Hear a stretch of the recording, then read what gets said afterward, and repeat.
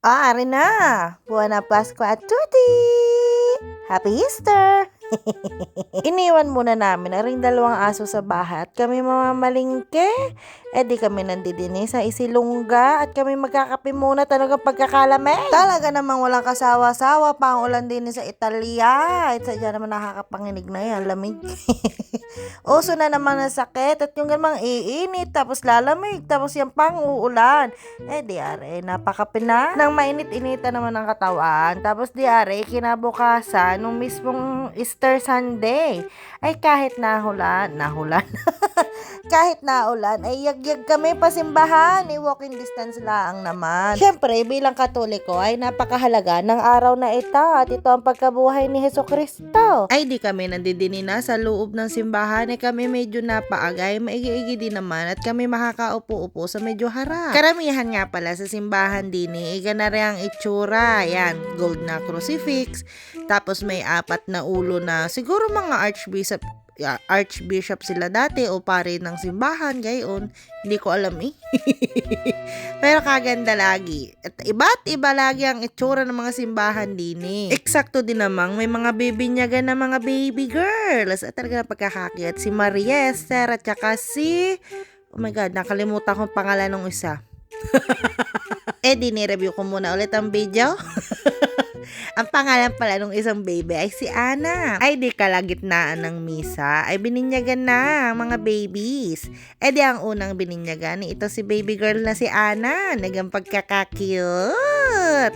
Di kami nga medyo na-shock pa at si father nga nagbuhat kay baby. Tapos di sa atin naman ay binubuhusan ng holy water, gayon. Ito si Ana ay inilubog na doon sa sa gitna. Ay pagkakakit naman hindi naman umiyak. Kinis pa siya ni father. Cutie! Tapos sumunod naman na rin si Maria Esther. Io ti battezzo nel nome del Padre e del Figlio e dello Spirito Santo. Ari namang sa pangalawa, ay di yung parang diyan sa Pilipinas at kung ano namang kinachill nung unang baby, ari namang pinag-iyak na ring pangalawa.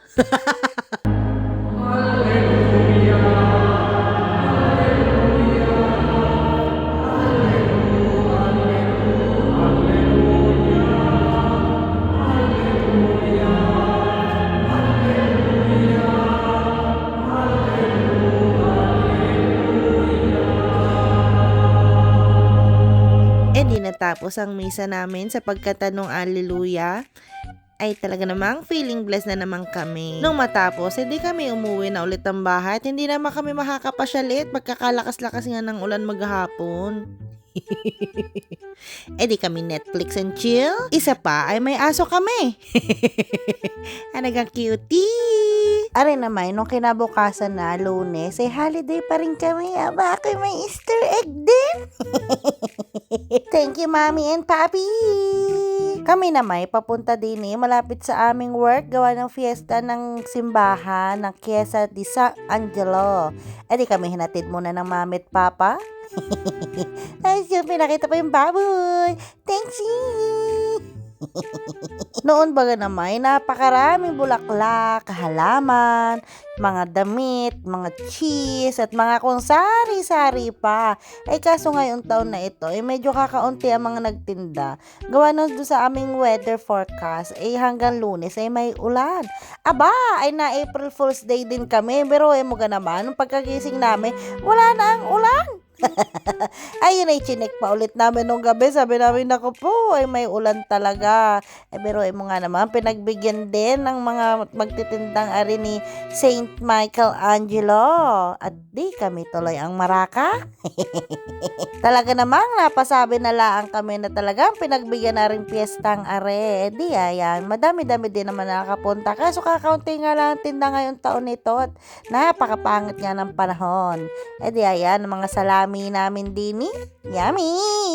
Kanga ni Michael favorite daw yan ng Nanay Lure. Tapos diari ang mga tinapay, samot-saring tinapay, pansiroti, arancini, tapos ari yung mga matatamis, mga donut, mga gayon. Tapos diari pa rin ang mga cactus na iyan. Kaso ayaw naman bumili namin ng mga mami at ayaw ba ganyan ng cactus at yun day malas? Ay, iyon na may, depende na nga lang sa paniniwala. Tapos di ari Ate Terry, masama na, tingin din sa kanya ortensa. At yung na may favorite niyang flower. Pagkakaganda nga naman kahit naman ako. Gusto ko nga sana nung kasal ko may gayon. Kasi pagkakamahal-mahal naman pala noon. Di, kung ano lang ang meron sa budget, di yung laang. Nakakapaibig naman sa dyain, bumili ng mga halaman, lalo na't kung ikay plantita at plantita. Tapos di kami pumunta din sa mga cherry blossom na aring malapit sa amin. Ay, sadya naman pagkakakyut. Aring ngayon medyo late na. Palibasa nga ulan ki ulan.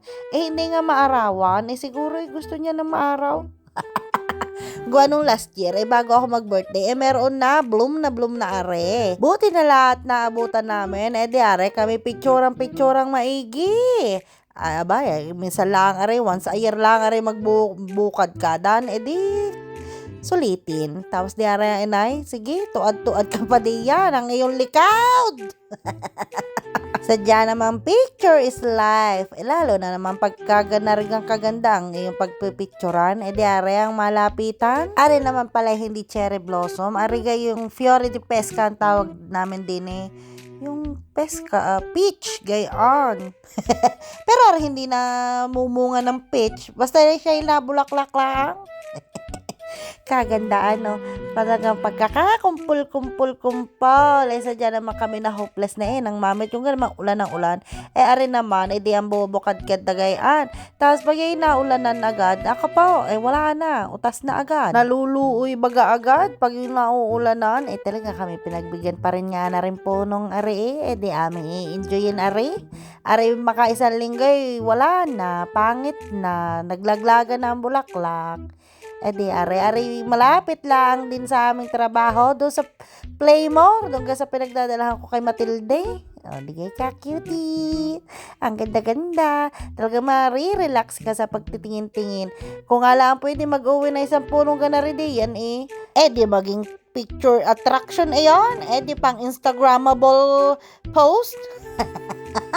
Di kami nandidini na sa harap ng simbahan. Di talaga madaming tindang halaman pag ganaring piyesta nga ng simbahan. Sa dami namang tao, syempre, bago kami mamaraka, kami muna papasok naman ng simbahan. Ari nga yung simbahan lagi kong sinasabi sa inyo na pinupuntahan ko weekly.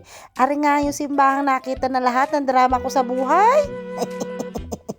Di ari kami magsisindi muna ng kandila. Pagkatapos, di kami magdadasal muna ng taimtim, magpapasalamat, hihingi ng tawad, hihingi ng lakas ng katawan, gayon na din ang gabay sa lahat ng mahal namin sa buhay. Yung mga gayon, syempre kailangan natin mag-pray palagi. Tapos paglabas namin, nakita ko ring aso, kamukha ni Suisa. Ano gang cute? Di plantita time na. Kaganda-gana yan. Hindi ka mapapabili. Yearly tradition na yan. Di may bit-bit na ang papa. May bit-bit na din ang mami. May bit-bit na din Ate Terry. Gayon na din ang inay. Syempre, ako gana may pahuhuli. Syempre, hindi. Ako din.